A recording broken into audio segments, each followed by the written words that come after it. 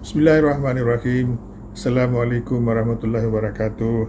Kita teruskan lagi perbincangan kita mengenai nasihat seorang ayah kepada anak-anaknya. Kali ini yang ke-29 ya. Jangan berkalau. Jangan kalau-kalau lah. Jangan kalau-kalau ya.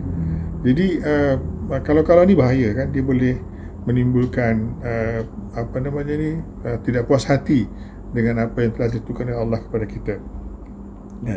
Jadi dalam Perang Uhud merupakan contoh terbaik yang mengingatkan kita pada nasihat inilah.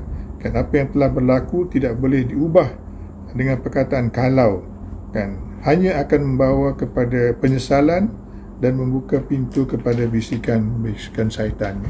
Jadi Rasulullah SAW bersabda, jika sesuatu menimpamu, janganlah kau berkata kalau aku berbuat demikian tentu akan terjadi demikian dan demikian.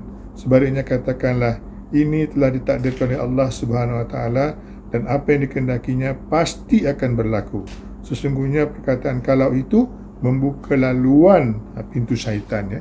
Hadis ni hadis sahih riwayat Muslim ya. Jadi elakkan menggunakan kalau, elakkan penyesalan yang berlebihan jika berlaku kegagalan ya. Kalau ni menjawab kita lagi rasa hati kan. Dan Rasulullah ada bersabda, apa yang ditakdirkan untukmu tidak akan luput darimu, dan apa yang tidak ditakdirkan untukmu tidak akan mencapaimu. Hadis ni ada sahih riwayat Tirmizi.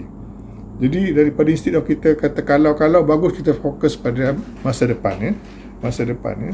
Jadi masa depan ini kita boleh lagi berhati-hati dan kita boleh membuat strategi yang lebih baik lagi lah kan. Rasulullah SAW bersabda, manfaatkan 5 perkara sebelum datangnya 5 perkara. Masa mudamu sebelum datang masa tuamu, dan masa sihatmu sebelum datang masa sakitmu, masa kayamu sebelum datang masa fakirmu, dan masa lapangmu sebelum datang masa sibukmu, dan masa hidupmu sebelum datang matimu ya. Hadis ni hadis Hakim, Al-Hakim dan juga Al-Baihaqi ya. Jadi inilah namanya, daripada kita duduk menyesal apa yang telah berlaku, kita jalan teruslah, manfaatkan apa yang ada. Kan masa yang lapang, kekayaan, umur semua ni kan. Nanti kalau dah nak mati tak ada buat apa dah kan. Kemudian kita mengambil hikmah lah apa yang berlaku tu, yang telah berlaku kita menyesal sangat tu, kita mengambil pelajaran dan supaya kita jangan jatuh ke lubang yang sama 2 kali lah kan. So ini sabda Rasulullah ni. Dalam satu hadis Rasulullah berkata, seorang mukmin tidak akan jatuh ke dalam lubang yang sama 2 kali. Hadis ni sahih riwayat Bukhari dan juga Muslim.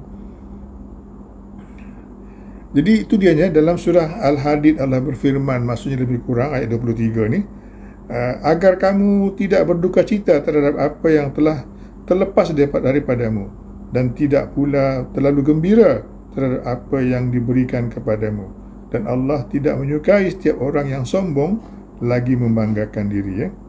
Jadi ini ayat ini mengingatkan kita supaya jangan bersedih sangatlah apabila berlaku musibah, berlaku kegagalan ya. Jangan kita fikir sangatlah kan, sebab ini tak ada gunanya kan, tak ada gunanya. Baru kita fokus untuk masa depan ya. Sekian, Assalamualaikum warahmatullahi wabarakatuh.